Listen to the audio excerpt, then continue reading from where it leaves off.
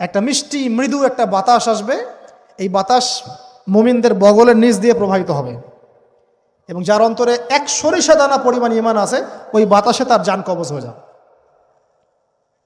বাকি থাকবে সব এই যে গরু ছাগল হাঁস মুরগির মতো মানুষ, গবাদি পশু, আল্লাহ বলার মতো মানুষ নাই, রাস্তা মোড়ে মোড়ে জেনা করবে।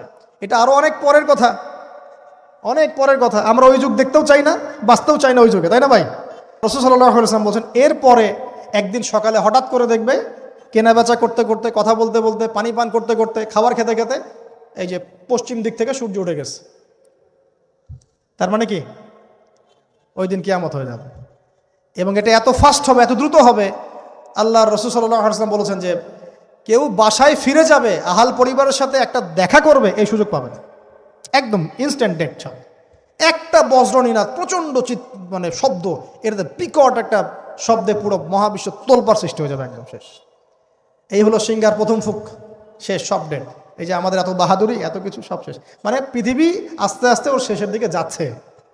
এগুলো ভাই বিশ্বাস করেন, পৃথিবীর সমস্ত সংগঠন, জালেম, কাফের, ফাসেক, মুশরিক, মুনাফিক যা আছে পৃথিবীতে, একত্রিত হয়েও এই সত্যটাকে কেউ টলাতে পারবে না। আমরা সারা মুসলমানরা মিলেও যদি এই সত্যটাকে টলাতে চাই, পারবো না। মানে আস্তে আস্তে আলটিমেট গোল এটাই পৃথিবীর।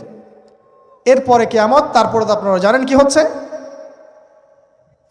ফামান ইয়া'মাল মিসকালা যাররাতিন খায়রান ইয়ারাহ, এক চুল পরিমাণ যদি ভালো কাজ কেউ করে থাকে তাকে সেটা দেখানো হবে। ওয়া মান ইয়া'মাল মিসকালা যাররাতিন শাররান ইয়ারাহ, এক চুল পরিমাণ খারাপ কাজ আমরা কেউ করে থাকলে দেখানো হবে।